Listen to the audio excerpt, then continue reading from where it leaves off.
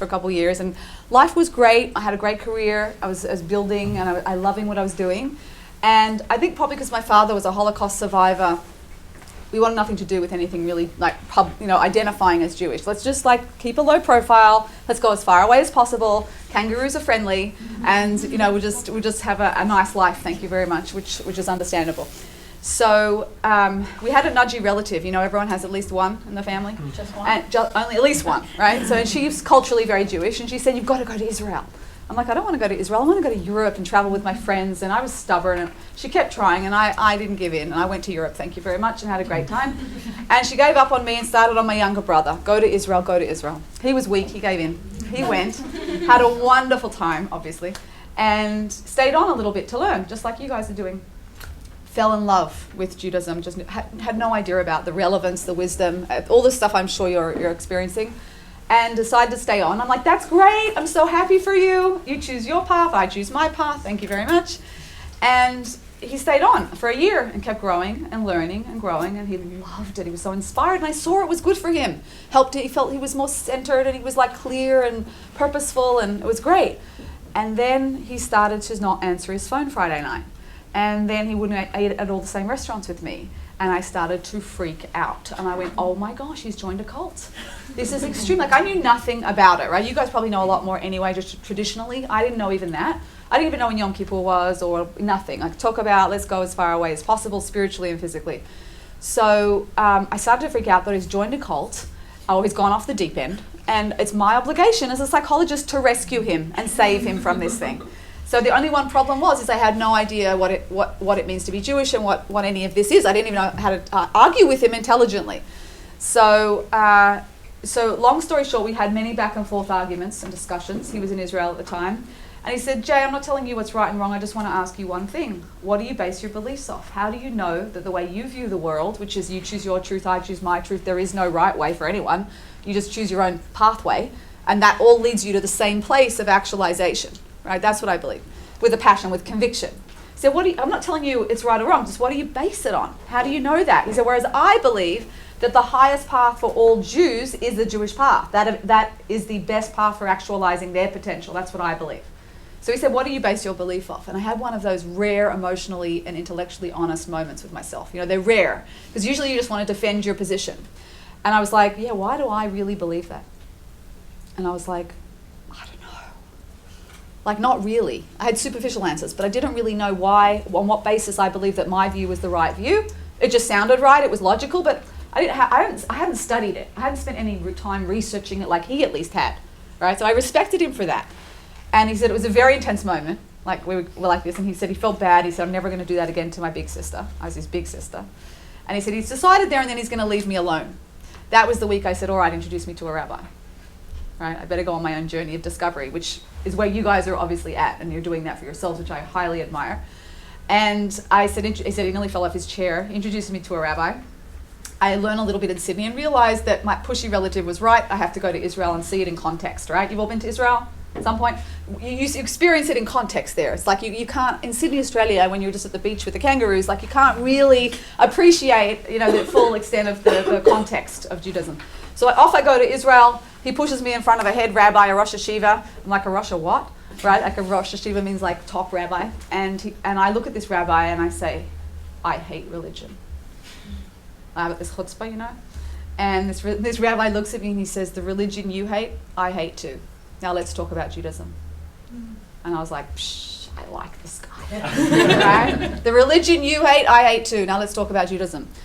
That really, I think, summarized my whole time in Israel. Right, what I thought Judaism was, and maybe you're experiencing some of that too. Whatever you thought Judaism was and what you're experiencing maybe here at Project 613 are different things to what you thought it was. I remember constantly having this clash of like what I thought it was, let alone forget the word orthodox or religious. Ew, ugh, no way, right? Like extreme, like, because that in my mind meant certain things, right? I had certain associations, and then I went, that's not actually what I'm experiencing. It was very contradictory, right? So I had to rewire my own brain. Sometimes the brain needs a good washing. So in the sense of like you assume certain things without questioning where they're coming from. So long story short, I'm trying to condense it so we have more time for everything else. I end up in Israel, falling in love, realizing that I have no idea what it means to be Jewish. And here was I on national TV in front of 1 million viewers every other week, saying the way to happiness is to embrace all of who you are. Like, thanks Oprah, yay Chicago, right?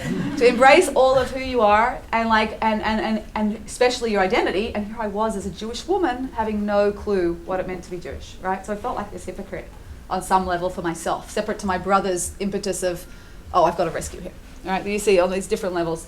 So, and what looking back is very clear is that there was a plan. There was a plan in place. And in the moment, I thought I knew everything. I thought I knew my career was peaking. Everyone else would have said, yeah, you're successful. You're on the Today Show in your 20s. Like, it's amazing. I had a practice. It was booming. And looking back, that was just the starting point seed for really what I was meant to do, right? That the boss, which is the name of this class, right? How to build your, is that the right? How to build your relationship with the boss or build your connection. Really, the boss has a plan. And at any given moment, you're standing in one single chapter of a book within a series of books, and you have no idea what came before and what's coming after. And there's a plan and a process that the boss is orchestrating for us, right? And if that perspective can change your life alone, if you just take one thing out of this session tonight, that idea that whatever happens in your life, you're still in the middle of a story, right? Because we react as if that's the final conclusion, or if that's what's going on, like that's the answer, it's not. Right? You don't know what comes next. So sometimes someone a little bit older can show you, wow, look what happened, that I never in a million years would have thought I would be here and where I'm standing today, right? Never in a million years. So end up in Israel, end up falling in love with it, go back and forth visiting them there 5 years studying and learning. Never thought I would do that either. Ended up getting a job at the school that I was learning in. That's where I met Mordechai in Israel. And his family, his father teaches at the school too. Actually, I think you've had him here, haven't you, Rabbi Marcus? Yeah, so I met his family and his wife, Rabbi Marcus's wife, and ended up kind of moving in with them, becoming very close family friends, and stayed in Israel for 5 years, ended up teaching on staff, got sponsored on a green card to come out here and continue programming, and now I work for a global organization that sponsors 320 organizations like Project 613, and Director of Leadership Development. They are empowering and developing young leaders. Okay. All of that was really, I believe, practice for what I'm doing now. You know, all the training, all the psychology, all the Today shows, all of that was really, I think, a foundation for the privilege of working with the Jewish people. So one of the things I want to share with you today, which leads into the topic, is this concept that I learnt as a psychologist that I thought was fascinating about how we grow and where's the intersection between psychology and Torah, and the whole thing is really the connection to a higher power, right? God, whatever you want to call it, the divine God. And it's a bit of a funny thing to say because it's like, I don't know if, you know, are you comfortable saying that? Have you explored our relationships? It's a very big question. Is there a God? What's my relationship to God? How do I build that relationship? How do I even explore it? And what happens to my life if I believe in it versus if I don't believe in God, right? But there's no bigger question that really needs answering, because it really does change the course of your life if you believe in God or if you think things are random and you're just on your own, right? It's a very big difference. So this concept was really the frame of all of Judaism that I learned that's inspired me so much to want to continue, that I want to share it with you. And it's something I've shared probably hundreds of times at this point in all different organizations and colleges, and nearly everyone relates to it because it's really about the human journey. Yeah, which is the idea that inside each one of ourselves there are two different worlds, two different universes. And at any one time there's a physical world, but there's two different spiritual worlds, or emotional, psychological, whatever you want to call them, inside, and we flick between these two worlds whether we're aware of them or not. What are the two worlds? The two worlds are the world of connection and the world of disconnection. So the world of connection is a world of intimacy, it's a world of calmness, it's a world of relationship. It's where you feel connected, in sync with your life, life's flowing, right? You feel great. You know that feeling, right? You're in tune, you feel alive, yeah? The world of disconnection is a world of isolation, loneliness, fear, anxiety, and destruction, right? So it's that, I think you guys call it Debbie Downer. Is that what you call it? Yeah, like where you spiral down and you just get negative and you just don't know why. And if you have a friend trying to cheer you up and you're like, no, and like you're committed to your misery.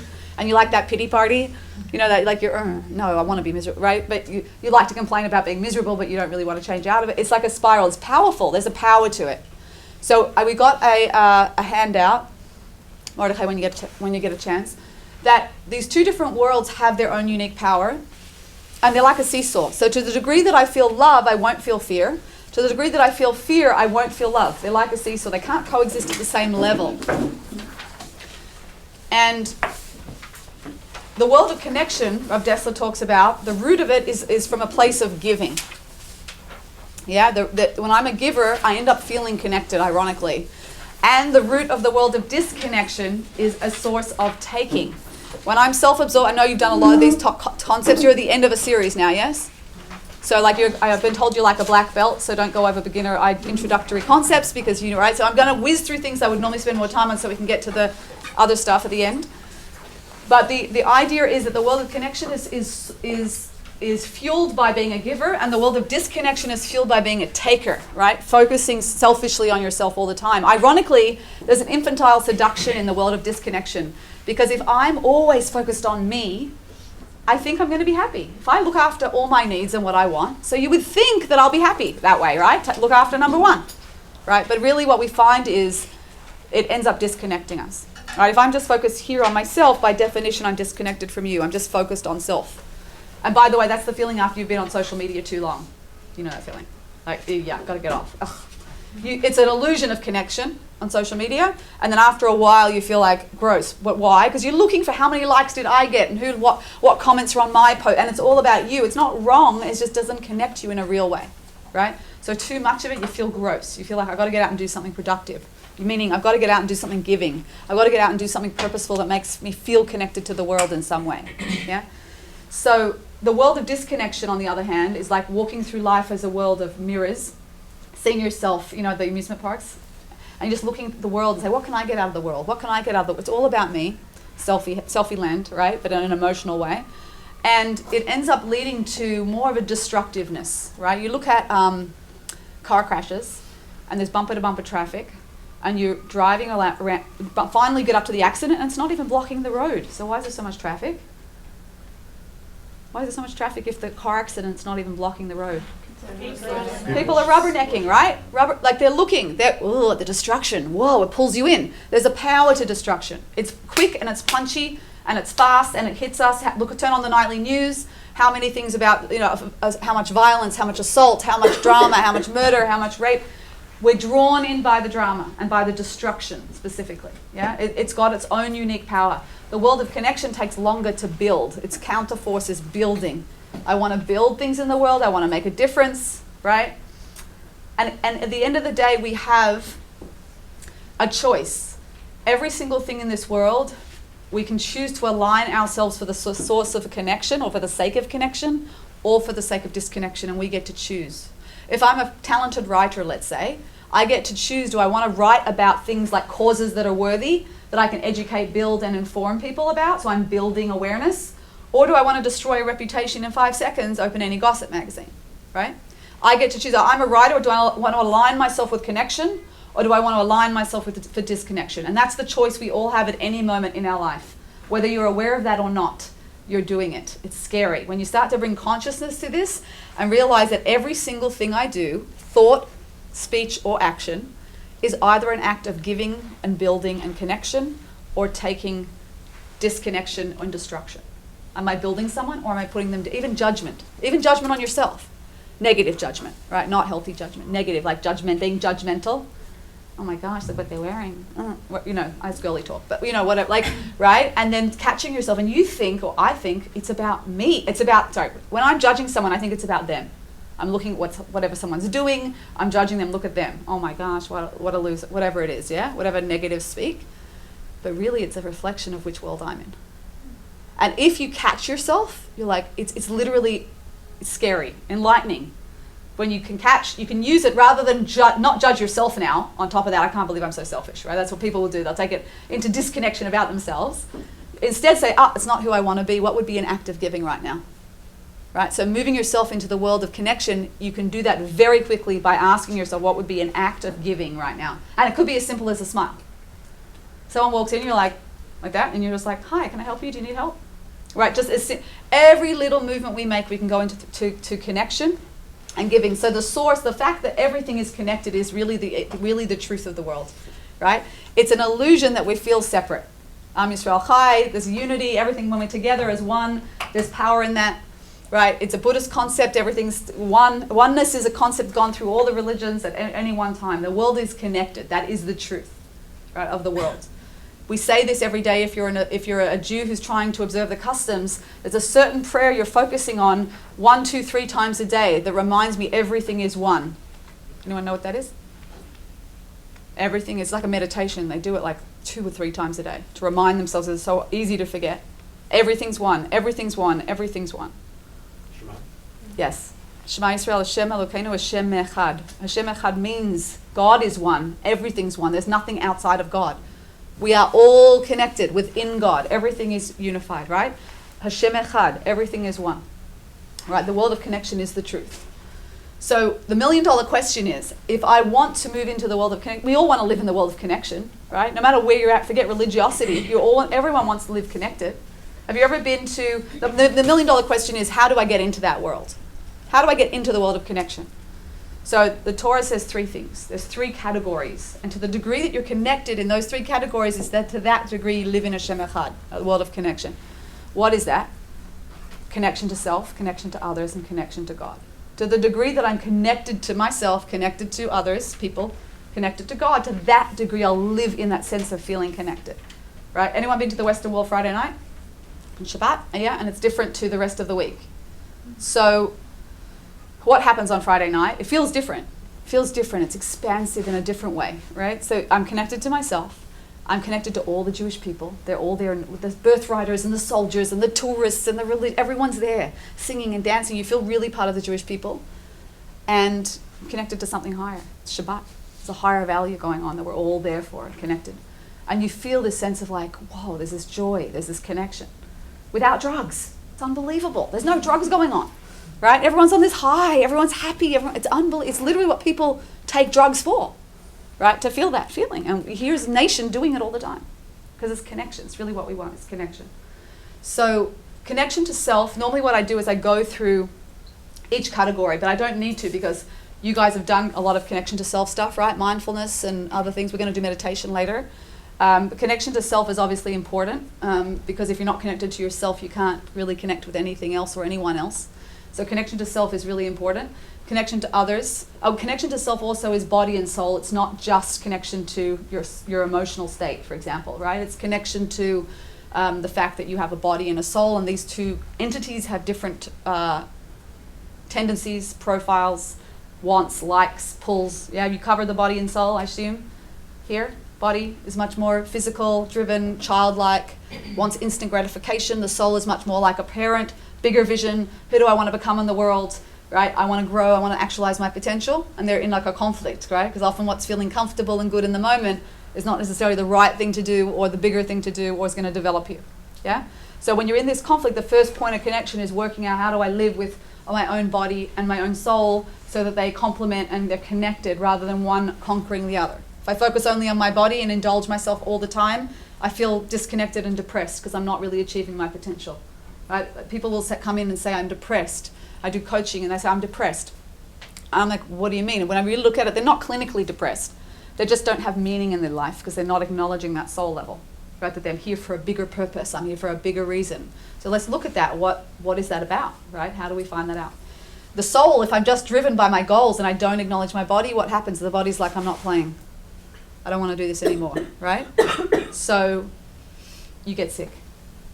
Right? If you push too hard, you ignore your bodily needs and what even fun, adventure, sometimes downtime, even sometimes watching a movie, and you push too hard, no sleep, not enough sleep, not eating well, your body will get sick and say, I'm not playing, I'm out.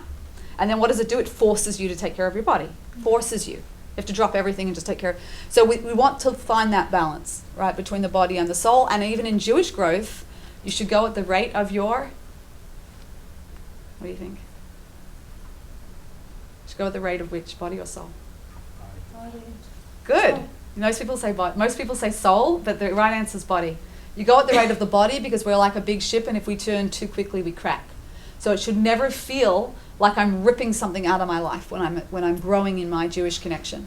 It should never feel like I'm going to take on everything. Like, I believe, right? And it should never feel like this radical change and this radical, every time someone does that, I get very nervous because it will never sustain, it's never long-term, it's never solid. So we're talking about baby steps. They find this in New Year's resolutions, by the way. 1st of January, everything spikes, diets go up, gym memberships go up, everything goes up. They found it plateaus back to normal by 1st of February. Why? Because you took on way too much for the body to be able to integrate and handle. The soul's like, yeah, I want to grow, I want to do that. And the body's like, whoa, what do you mean no chocolate ever again? Like, like that. So you got to work with your own level and work with your own range, but it's really important to take that into account. Yeah. And I apologize if I missed this, or maybe you touched on this, I came in a few minutes late, but using the actual word connection and disconnection, what's like the origin or the original meaning behind using the word specifically connection and disconnection? Nothing in English. For if you had to choose, like, could you replace those two words, and if you did, what would you replace? Love and fear. Love and fear. Like, see underneath I wrote lots of these words underneath as examples of like qualities of the world. In Hebrew, the word is yedidus, which is yad b'yad, hand in hand. That's the word in the Hebrew words is yedidus, which I love, like yad b'yad, right? Yad and yad is yedidus. And but all those qualities in that world are reflective of that echad, oneness. You could say oneness versus divisiveness. You could say love, you could say fear. All of these qualities are reflective of that world. So would it be wrong to say world of positivity or world of negativity? I don't think it's wrong, because I think positivity and negativity are, again, reflective qualities of that world. But I think this is where like positive psychology would come into play, about like, why is positive psychology booming? It was the most popular class at Harvard because it leads you into this world of connection. Meaning, where does positivity lead you and where does negativity lead you? Negativity usually, if it's excessive, leads you into destruction, right? Some sort of disconnection, destruction of yourself or others. Negativity can be used if it's discernment to solve a problem. So you have to pull things apart to solve a problem. But just to be negative for the sake of negative doesn't usually lead you anywhere. Yeah, it's a good question. I never had that question. But in the English, no, the English language, they're just descriptives of a quality. Like reality is very hard to give words to sometimes if it's deep. Like, I'll give you an example. I haven't had the merit to have a child yet, please God. And but when I had two friends who had children, so one walked into the other to visit her after she had a baby, and she looked at her and she goes, "How is the labor?" And the other woman looked at her and goes, "Oh." And she's like, "Oh." And I'm like, what? Like, give it words. And they knew what they were talking about without words, right? The reality was so deep, right? Say one more time, you said the reality is so deep. What was that? That words are like superficial labels of a thing, right? Moses had a lisp because he was so deeply connected to the essence of reality that when it came out in words, it just didn't give it justice. So the reality is so much richer and complex than these words. So I hear your point. You're kind of picking up on that. Like, why this word and not that word? Like, no, the answer is any of these words apply and not one of them is reflective of the whole thing. Does that make sense? Yep, you get that? Yeah. So like the essence of things is much deeper and more complex. And we give these things labels to be able to communicate to each other, because otherwise how do we communicate? But if you know an experience directly and I know an experience directly and then we share it, often you don't need words. You know that feeling? Like you have a best friend that you just don't even need to speak because you just get it. That's really that's where we come from in reality, and that's really where you can have these experiences with God. All right, it's a good segue into that, but I've got to do the other category first, so I timed it too early. But I'm improving, so I don't really know what to talk about. But the next category, just because I want to get to that, is connection to others. Now, I'm sure everyone here has had this experience where you walk into a room, you're really excited to see everyone you know, a party, family, friends are there, whatever, and you walk into a room and you don't know why, but you feel really alone. Or you feel like, I'm not into this, I want to get out of here. But you were really looking forward to it, and everyone there you like and know there's nothing else wrong, you're not feeling sick, and you're walking around the room going, "Hi, how are you?" Yeah. And like there's that wall, and you're behind the wall, and everyone's there, and you're like, "Yeah, that's great, yeah, great." And in your head you're like, "Get me out of here," right? So you're in a world of connection, but you feel isolated or lonely, or right? You've moved yourself in somehow, something's triggered you into that world of disconnection. Or the opposite, you can be physically alone and feel completely connected. Go for a walk in nature. You don't feel lonely, but you're alone, right? So it has nothing to do with your external world. It's to do with your internal world. And of course, you can be at a party with friends and feel connected. And of course, you can be alone and feel lonely. So it has nothing to do with the external environment. It's to do with which world am I in. It's interesting that they did studies on road rage, and they found that road rage drastically decreases when there was eye contact between the cars. And so I was like, that's so interesting, because when you think about it, what happens with road rage? I get into my little narcissistic bubble of a car. It's my road. I'm getting where I want to go. Thank you very much, from A to B in a certain time frame. And then someone dares cut me off. Beep! How dare you cut me off on my road, on my trip? Right? All about me, me, me, me, me. I'm in my isolated little bubble of me. And how dare you? And this is, I must admit, this has happened to me before, where I got annoyed, someone cut me off, and I looked up as a cute little sweet grandma, and she goes, thank you. And there was eye contact between me and her. I'm like, oh, no problem.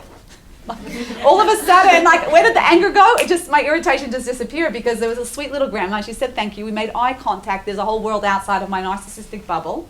It's not just about me, right? And all of a sudden, they feel connected, and it just dissolved. Why? Because they can't act at the same level. They're like a seesaw. To the degree that I feel love, I won't feel fear.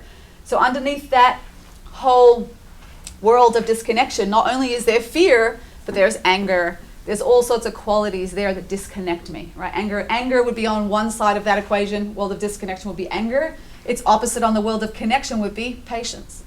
It's a continuum, right? So when we're looking at working on ourselves and our midos, have you heard of this word midah or midos, right? A midah means measurement.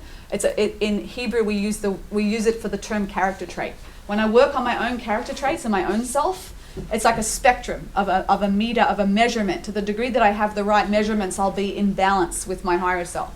Right? So if I'm really angry, I'm lacking in patience. And it's interesting because as a psychologist, I was curious about this. And I was curious about also working with anxiety, because on that list you'll see anxiety under the world of disconnection. This is relating to average grade anxiety and anger, right? We're not talking about mental health disorder. But I was curious because everyone experiences anxiety, right? And so I'm like, how does the Torah deal with this? So it's so interesting because it says you can't fix it. I noticed psychology does very well with managing things, like it does well with, you can learn a lot through managing anxiety or even anger management, but it never got rid of it. It didn't heal it, didn't get uprooted from the root. Torah says you can't, because it always sits there in potential. You can always move into the world of disconnection at any one time where there's anxiety and anger and fear and all sorts of things. So what does the Torah suggest? The Torah says if you want to work on your anger, anxiety, fear, whatever it is, build up the opposite muscle in the world of connection. To the degree I'll feel the opposite continuum in the world of connection, to that degree I won't feel it in the world of disconnection. So if I work on feeling more and more patient, then I won't feel angry, right? Because I'm working on my patience. There's groups that work on these character traits every single day, right? And they work on it incrementally. We actually did one for a while where we had to do what's called a 5-minute panic button, and every day we had to set an alarm for 5 minutes, and during that 5 minutes you weren't allowed to show any external expression of anger or irritation at all, no matter what happened to you. So 5 minutes, and you couldn't even go, or nothing, not even a little, right, when something's annoying, and you had to practice. Why? Because patience is really just bearing something not going your way, right? Patience is just bearing that. Tolerating something not happening the way you want it to happen. That's what patience is, right? So the more you have muscles that can handle that, the less you're fazed by things. So we practice that every day. It was an amazing exercise. I highly recommend it. Okay, so connection to others is obviously a very important one. I know you've done a lot about relationships in this series, so I don't want to focus too much on it. But I do want to focus on this last session, the last category, because that's really what this class is about. But I wanted you to have a frame. The last category is connection to God, the boss. Just to put back in the Hebrew, you see down the bottom it says there's some blanks there. So under there I also had some of the words you might have heard, like how does this fit back into this frame? The word halacha, right? The word halacha in Hebrew comes from the root lech. Usually, when we want to understand a word and what it means, we look at the Hebrew root because that reflects the essence of the word. Have you heard this before? So I'll give you an example. Like the word for dog in Hebrew is kelev, right? If you look at the root of what dog is in Hebrew, it's kelev, like a heart, because dogs are unconditionally loving. So the essence of a dog is kelev, like a heart. That's the name of the dog because that's its essence. Yeah, that's Hebrew's amazing this way. So if we want to understand what a word means from its essence according to a Torah perspective, we look at the root of the word. So if I want to know halacha in English, we translate as, well, we don't say the way, we use it as for Jewish law, right? Though actually you're going even deeper, which is the more of the right answer. He's already onto it, right? Which is, it's Jewish law. Halacha is Jewish law. That's all the rules. So you would think that the root is law, rule, limitation, but it's not. It's as, what's your name? Tyler? As Tyler said, it means literally lech, to go. Lech means to go, right? It's the way. It's literally the way or the pathway. The pathway to where? It's the pathway to the world of connection, right? It's the pathway to Shem Echad. It's the pathway to all the words you could put in, right? All those words of this world that you could put in. Yeah, it's a pathway. God says, oh, you want to be connected? Here's a pathway how to do it. By the way, there's all these mitzvot. Mitzvot comes from the root sav. Sav we know means command, but it also has another meaning people don't realize, which means connection. That means there's 613 connectors that connect you into the world of connection that are separated into two categories, between me and others and between me and God. To the degree I'm connected to myself, others, and God, to that degree I live in the world of connection. And there's 613 connectors into that world. And God says, oh, you don't want to fall into the world of disconnection? No worries. I'm going to give you a list of things that you should avoid if you want to avoid that world. Here's a list of things that are going to disconnect you. And it's going to remind you that you missed the mark and you went off target. The word for off target and miss the mark is literally the word for sin in Hebrew. Chet literally means al chetz on Yom Kippur, right? Means literally you went off target. Yeah? Aveira, which is another word for sin, comes from the root avir, you passed it, you missed it. Yeah? You passed it. So what, if you look at most aveiras and most chetz, chataim, the root of it, most of them we understand, will disconnect us. Don't get angry. It's going to disconnect you. Don't speak gossip. It's going to disconnect you in your relationships. Don't murder. It's going to disconnect you. There's many, many sins. I don't like the word sin because it sounds like you're going to burn, right? But that's not what it's about, right? The root of most sin is really about disconnection because that's really the goal. The goal is how do I live in the world of connection? Okay, that was the introduction. But it's really important because if we're talking about how to build your relationship with the boss, you have to understand it, which is the idea that, I just want to see how long I've got. Okay. You have a direct line to the CEO. And most people go, oh, no, I'm good. Right? Like you're going for a job interview, someone goes, oh, I can introduce you to the CEO. You're like, no, I got it, it's good. Like you think they're crazy, right? So God comes along and says, you want to live in the world of connection? So like I am connection. And not only am I connection, but I'm going to give you all sorts of suggestions how to like maximize your connection with yourself and with others. But every time you do that, you're also connecting to me. So it's like a life hack on mitzvahs, right?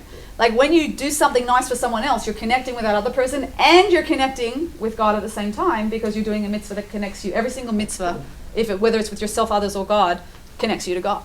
So I don't know if you know this, but every single time you do something that you think is a mitzvah, it's not just the effect you've had on the situation or the person or whatever, but you also then directly connect yourself to God, right?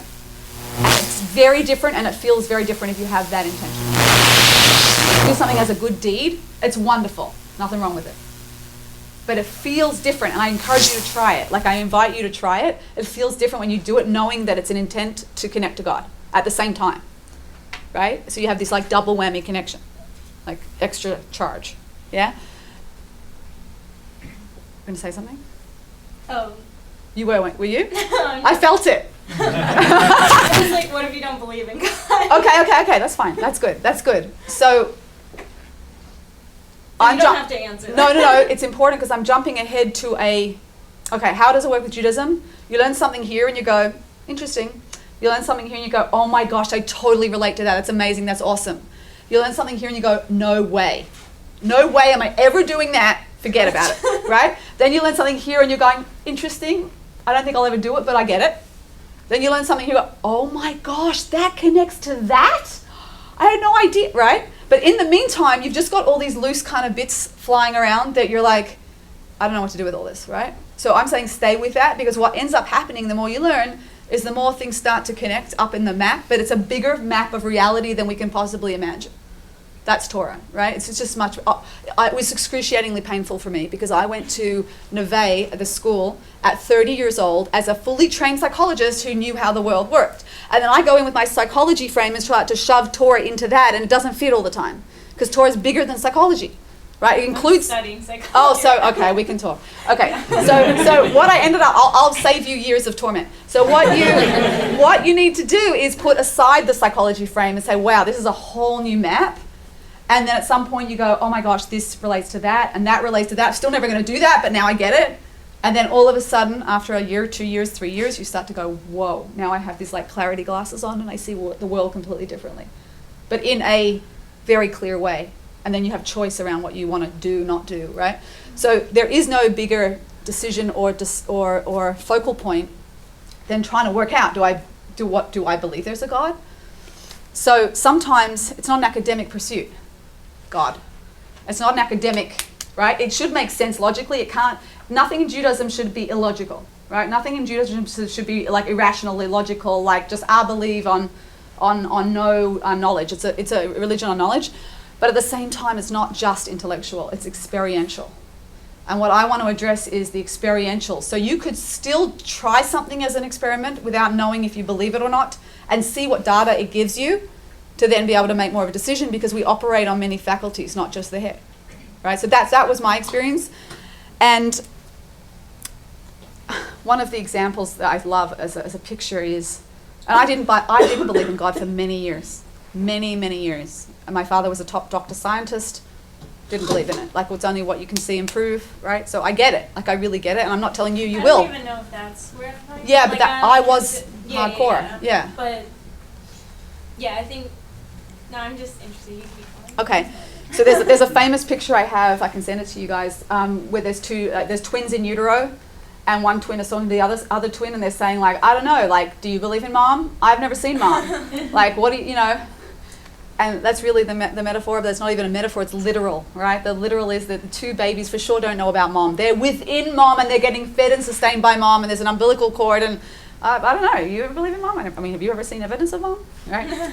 It's very powerful, but that's really the reality we're living in, and you can get to a point where you become very sensitive to that, and it feels very real to you. It's not just like you hope to believe it.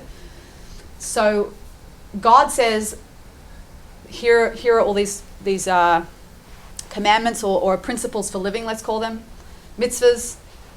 And every time you do one, you connect to me. So that's point one. How do I build my relationship? Because the class is how do I build my relationship with the boss, right?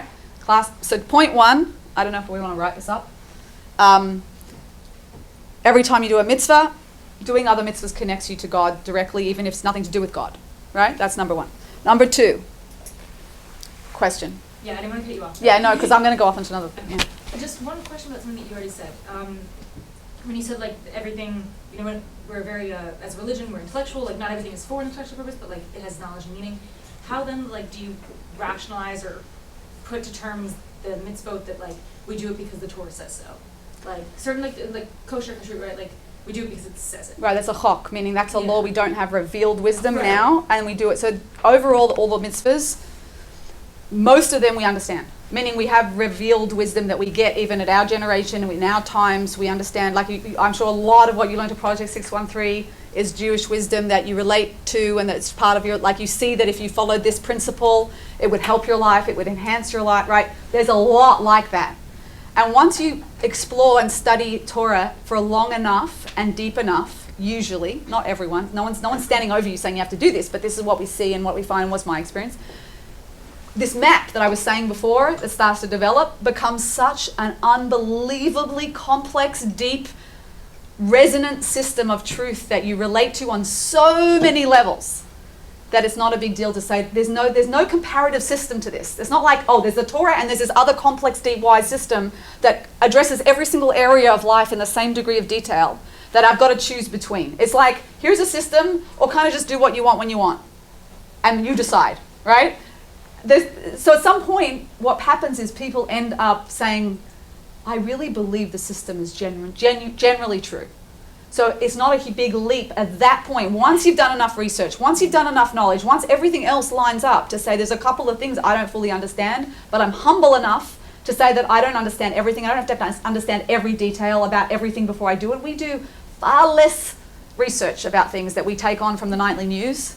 Oh, studies found that there was less accidents with seatbelts. Oh, okay, I'm going to wear a seatbelt. There's far less things that we require evidence on that we treat as true in our life and all our decisions.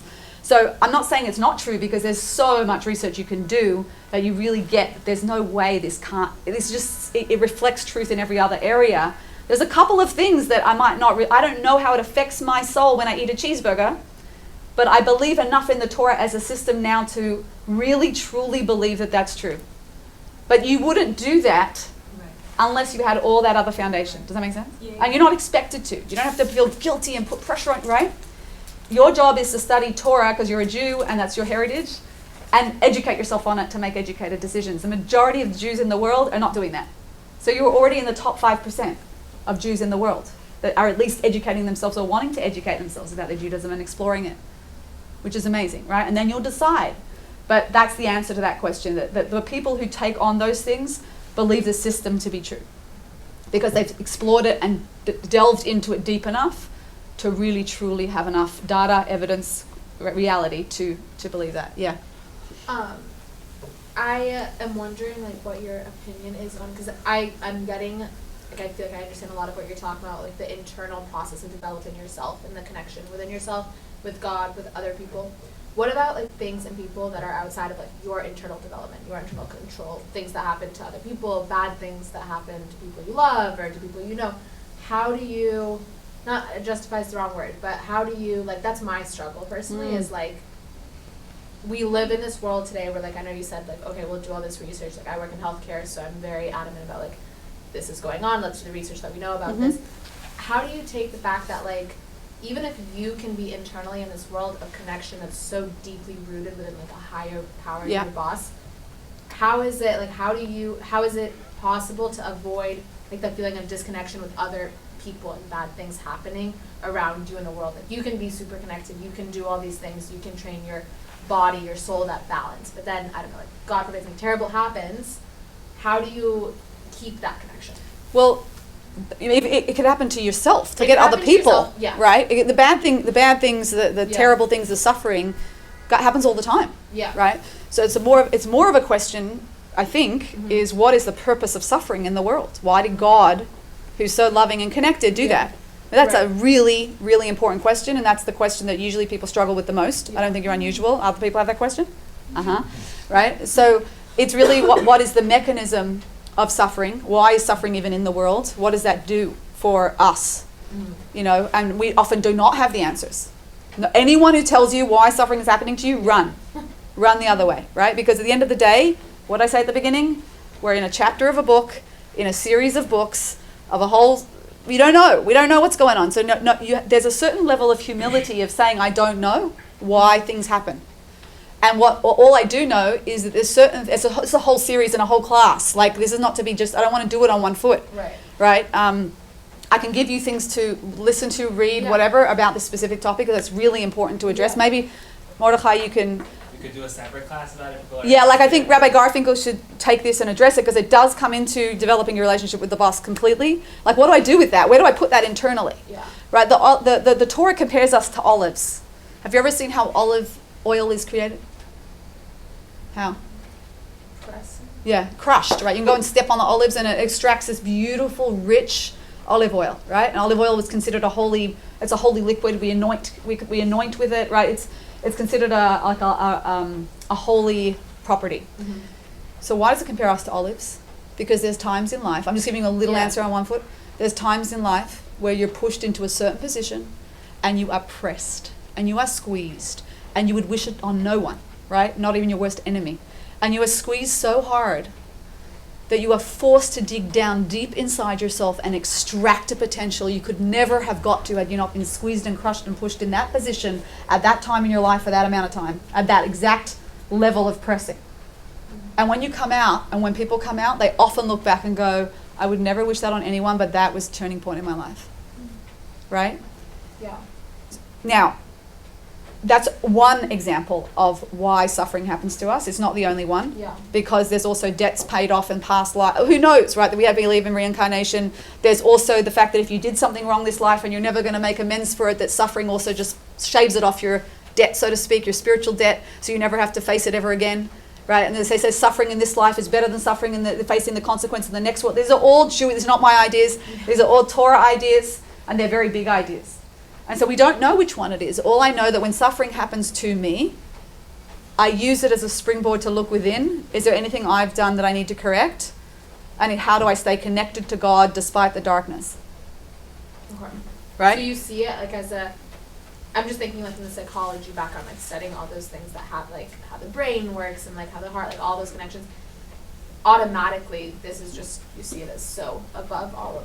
It's this this is above. It's just like the other stuff is so below that it's not. This is a spiritual dilemma, not a psychological dilemma. Meaning the psychology comes into play in how I respond to things in life, but it rests on the spiritual belief system of anyone, by the way. People who believe there's no such thing as God and everything's random will often crack much more quickly than someone who has a sense that there's something bigger going on.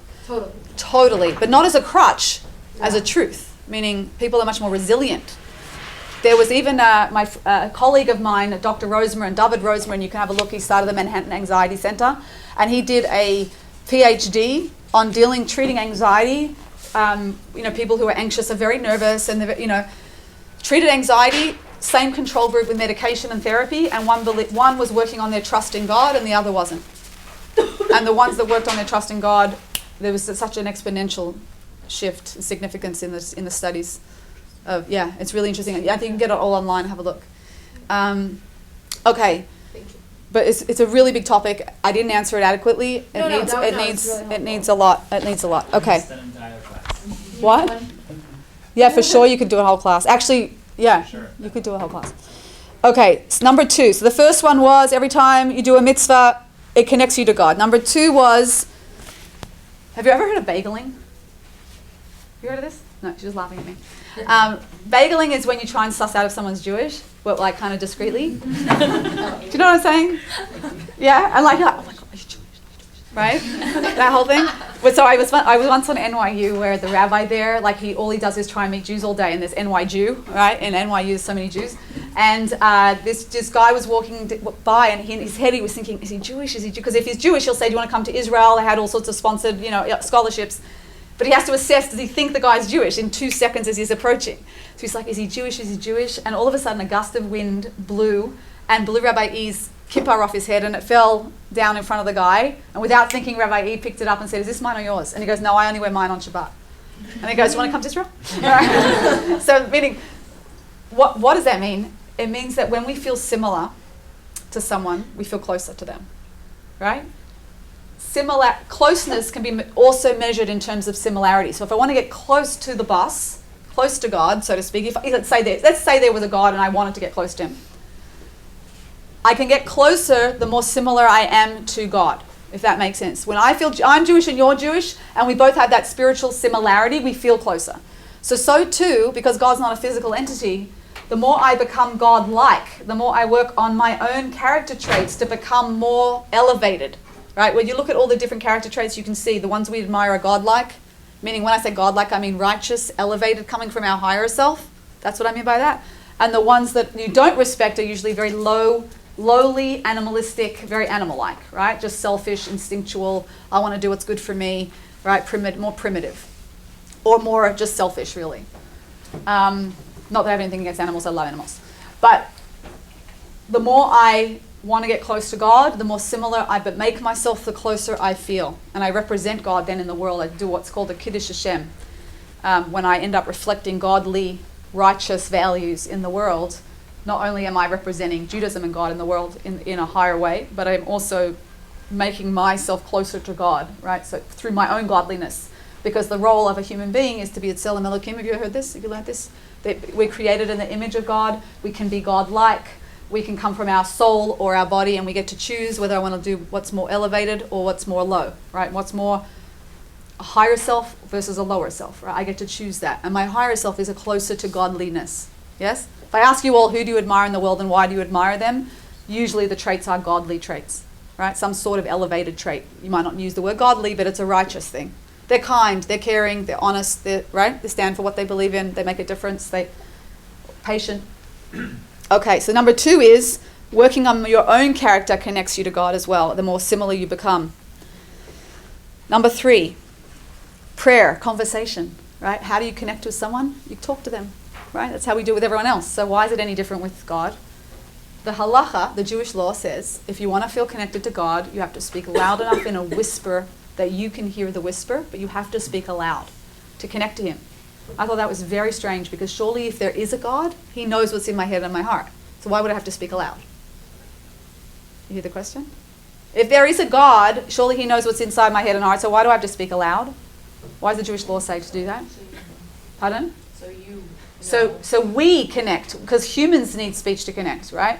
So if I want to feel connected, I must say that every single time someone has come to me and said, I believe in a God, I believe in God, but I never feel connected to God. I believe that there could be such a thing as a God, but I've never felt the connection. My first question is always, are you speaking aloud? They're always like, no, that's weird, right? Or like, no, I'm not. I'm like, try speaking aloud. Speak aloud for every day for a couple minutes for a month and come back and tell me that you don't feel connected, right? And usually it's always been the case that if everything, as long as everything else is worked out for them, that was the thing that was just missing, it connects them, right? So we're going to talk about that. We're going to practice a meditation because all conversation with God is a type of meditation. And we're going to do that in the next session and in an experiential way. The word tefillah, which means prayer, comes from the roots taf, pei, lamed, tafil, right? But it also, if you switch those letters around, is patil. Patil means a string, right? So patil tchelis is the blue string on the tzitzis. Have you ever seen that? There's tzitzis hanging off, the strings that hang off, and there's one blue string. The patil means a string. What's a string? Ties two things together, connects them. That's what a string does, right? A string is a connector. So it's interesting that tefillah, which is a string, ties something to something, usually. That's what we use string for, right? So tefillah, which is prayer, is also a connector. It also means, lahitpalel also means to judge. It's a reflexive word for judging yourself. And when I say judgment, I mean in a good way, that you get to feel and assess where am I at when I pray. What's coming out of my mouth? What's important to me? What do I choose to focus on? It's also a reflexive way of feeling out where you're at. So it means two things. It means connect, and it also means a self-assessment or judgment. But all prayer is a form of meditation. We use the word kavana a lot, intention, right? What's your intention? If I said before, if you have the intention when you're doing a mitzvah that you're also doing it for God, right, to connect to God, it's going to change the dynamics of that whole experience for you. So we focus a lot in Judaism on kavana. What's your intention? Your intention matters. More than anything else, it's your intention. Two people can do exactly the same thing with different intentions and create a much bigger impact in the world and also a spiritual impact for themselves based on their intention. Even if the physical action is exactly the same, but it's also based on where they're standing and what the other challenges are. Like one thing is easy for someone and it's difficult for another person, so they get more merit spiritually, right, based on how that's hard for them. So kavana comes from the root kivun, which means to aim. Right? To aim what? To aim my consciousness. When I aim my consciousness in a certain direction, I have kavanah, I have an intent. Right? And so prayer is about aiming my consciousness towards God, right? To have a connection to God. That's what the intent is when I pray. And it also could be to even meditate. Meditation happens in three ways. We first quieten the mind, if you can, right? But we can learn how to do it. Then you connect to yourself in a deeper way. If you can quieten the mind, you connect. And then you can focus on a relationship. Have you ever been out with a friend and they're looking on their phone and they're just sort of distracted? They're there, but they're not there. Why? Because they haven't quietened the mind and connected with themselves. And because they haven't done that, they can't be there with you. So you can only connect to someone else, whether it's a person or God, if you have connected to yourself and you've quietened yourself down and you're able to be present, right?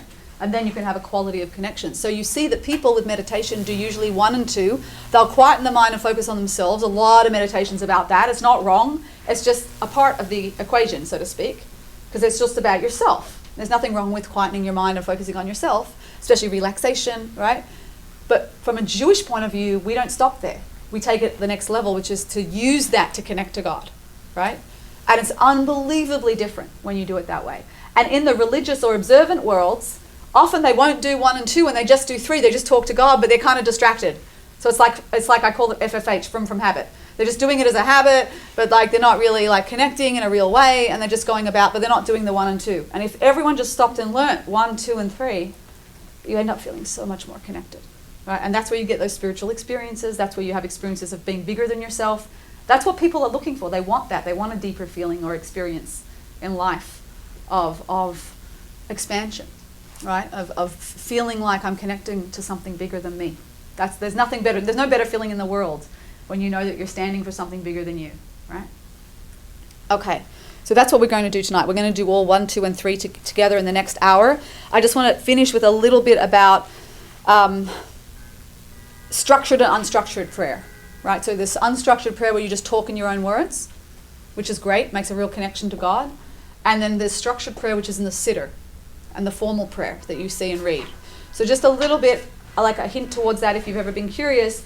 The structured prayer was put together by Kabbalists, and it's a Kabbalistic formula, essentially, that allows us to step into a much bigger ship, so to speak. So there's me in the middle of that, and the challenge of structured prayer and formal prayer is to find my own personal connection into the structured prayer, rather than read and go, what does it have to do with me? I don't feel connected to this at all. Right, so the challenge is injecting your personal connection into that. Stepping out of that whole historical Kabbalistic formula, there's nothing wrong and there's only good when you connect from your own words, but it's just you and your own words, right? It's a smaller, I think of it like a canoe, right? You're going down the river in a canoe, you're getting somewhere, it still works, it still connects you, but there's a much bigger ship that you could step into, which is this whole 4,000-year history created, right? It's designed with your spiritual needs in mind, and it takes you through a journey. If you actually understand, as you start to understand the siddur and how it's put together, you end up making that connection to yourself, hopefully. I mean, it's an endless journey of how to do that, but it really feels like it connects you in a deeper way once you understand it. It's like equipment. You have to learn all the equipment, you have to understand what it means, and you have to find your own connection. But I highly recommend exploring it if you're curious about it. But okay. And number 4, we have doing other mitzvahs connects you. Working on your own character traits. The more similar you are to God, the closer you feel. Conversation creates connection. And number 4 is watch for God's response. Watch for God's response to you in your day. It's not going to happen immediately. It's not happening immediately in your meditation, but you have to start looking for God's response. And I mean direct responses.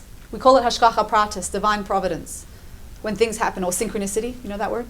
Right, synchronicity. It looks like, oh, wow, random, the universe. No, not random, right? No such thing as random. Start to watch God's response to you. And when you watch and you see God's response to you, you feel $1,000,000. You're like, oh my gosh. I'll give you a little example. When I just want to check the time. Ooh, okay, wait, I really need to finish. Should I finish quickly on this story? It's a really cool story. Okay. I was dating this guy in Sydney, Australia in my 20s, and we were both therapists working with homeless kids. And it was great, and it was when my career was peaking, and everything was great. I wasn't interested in Judaism at all, but I knew that there was maybe a force higher, divine power or something. But that's all I believed, maybe. And we got an opportunity to present our work at a conference for drug and alcohol addiction, like how to work with at-risk kids. And we used to take them out into the wilderness and did wilderness therapy, and we had a lot of success with it, which was great. It was a huge learning curve. And we were presenting at this conference, and it was like amazing. And there was a deadline coming, and I was doing a certain thing, and he was doing a certain thing, and I couldn't get hold of him. And we had this deadline to get in by 2 p.m. that day, or we weren't allowed to present at the conference. And I kept calling him, and he wasn't answering, but I felt like he was looking at my number and not answering. You know that feeling?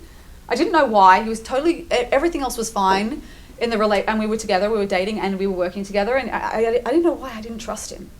And I was getting a bit anxious, very anxious. Talk about, well, the disconnection. I kept calling, and I realized I called him 11 times, which was like a little bit obsessive. And I thought, that's just ridiculous. I can't do this anymore. But I remember just getting so worked up in knots because this was so important to me. And I thought he was ignoring my calls on purpose, but I didn't know why. And I remember saying aloud to God, didn't know it was called God, but I just said to a higher, whatever I thought was working beyond this world. I said, this is ridiculous. If there's something you want me to know, because I thought he was up to something, you'll let me know. I said those words aloud. I don't know why, because I didn't pray, or I just went, if there's something you want me to know, you'll let me know. I can't worry about this anymore. And I remember just this feeling of like handing it over to God, like just handing it over, like you deal with it, right? And I just let go. I wish I could do this now with everything. I can't. But at this moment, I remember this feeling of just like I let go. I felt completely calm, and all of a sudden my phone rang. A minute later, I looked and it was him. And I was like, Like, as in whatever. And I answered the phone. I went, hello? And there's no one there. I'm like, hello? And I'm looking at for sure his name. And I'm like, hello? Not answering. And then I realize I can hear where he is. And his phone has called my phone by accident in his pocket a minute later. And I can hear that he's in a bar gambling. And I'm hearing bap, ba da ba bam, bam, ba da ba. I'm hearing the poker machines, ba da da da. And I hear him go, come on, come on, come on. And he's gambling in the middle of the day. I found out he had a gambling addiction that I never knew about. And the minute I gave it to God, God answered me directly. That has happened numerous times. And there's no difference between me and you. And I remember being horrified at what he was doing, and at the same point, ecstatic, like I'd found a new best friend who ran the world. Right? Seriously. And this is not something special to me. As God wants your trust and connection, and as soon as you give it to him, it creates a vessel for him to come into your life and be with you in a way that you could not do yourself. Because he sees everything.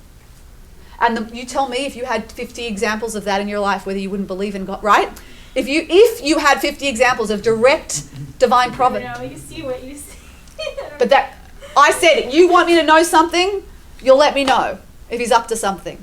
Boom, a minute later, I found out. Okay, one off you would say that. If it happens 50 times, 100 times, more times, right? Direct, not crazy connections, direct. Then you could say it's statistically impossible for that to be random. No. Listen, you're not. She's already. It's statistically I'm not picking on you because you're just a reflection of many other people's thinking, right? It's not about you, but it's statistically impossible for it to be random, because random means random, like occasional. But if it consistently happens, where there's divine providence over and over and over again of perfection in your life that you are looking for, not, oh my gosh, I saw ISR on a license plate, that means I have to go to Israel. I don't mean that. That's what you're talking about. I see this and I see this and I can put them together. If there's something direct, I'll give you another example after this, but I just have had so many of these, like hundreds of these, but from little to big, right? Like if you hadn't said those words and you got the call anyways, then you wouldn't make that connection. Correct. So God does things for us all of our life without us needing to believe in him. But meaning there's always an ambiguity. There's never going to be 100% proof, because he wants to give you free choice to believe in him or not. You can have free choice. You could always choose to believe or not believe, and he's not pushy. I think he's British. Like he won't come down and go, hello, I'm here. Right? He'll stand back and go like, I'm here. I still love you. I'm going to give to you, but you don't have to. I'm not going to force myself on you. That's out. Otherwise, it impinges on our free will. We don't get to choose then. It becomes so obvious we can't. So he always gives you a choice to believe or to say, oh, it could be random. Always a choice. You just have to use your logic. Is it statistically probable that that's completely random every single time? Depends how many times you see it and how you see it. And then what you're saying, and if you're engaging in. I just remember saying to God, my first prayer was, I don't know if you exist, but if you do, I want to know about it. That was my first prayer, right? If you exist, show me in a way I can understand, because I want to know. If you don't exist, I'm just talking to a wall. I was at the Cotel, the Western Wall. I said, and everyone else is anyway, so who cares? That's why I said, that was my first real prayer. Wait, who cares what? Sorry. I said, then who cares? Meaning, I said, if you don't exist, then I'm talking to a wall, but who cares if I'm talking to a wall? Meaning, I feel stupid if I'm talking to a wall and you don't exist. But I remember, because I didn't know if God existed, but I remember saying to God, if you exist, I want to know. Show me in a way that's grounded and real for me. But if you don't exist, I feel stupid, but I'm talking to a wall. Who cares? Because everyone else is anyway. Everyone else was talking to the wall at the Western Wall and Did crying. God show you right away? Huh? Did God show you right away that? Not that day, but it was a journey. It's a journey. It's that thing of learning about the whole map. It's not immediate. Yeah. That's the impatient part. That's the impatient part. We want to know, but Yeah. he definitely responds clearly if you want him to. If you make space, God will come in. If you don't make space, you're so full of yourself. You know that free say that all the time? They're so full of themselves. All that means is there's no space for anyone else. It's just about them. So you have to empty yourself out. It's a whole deeper idea with prayer. That's why we bow in prayer. Did you know this? We bow it holds a sense of nullification of the ego. I'm emptying myself out. I'm bowing is to be humble, to create space for something bigger to come in. Right. So that's why there's a lot of the bowing in the tefillah, in the prayers, is for us to internalize a sense of letting go, to let God in. So there's space, and it's not just all about me. Okay. Break.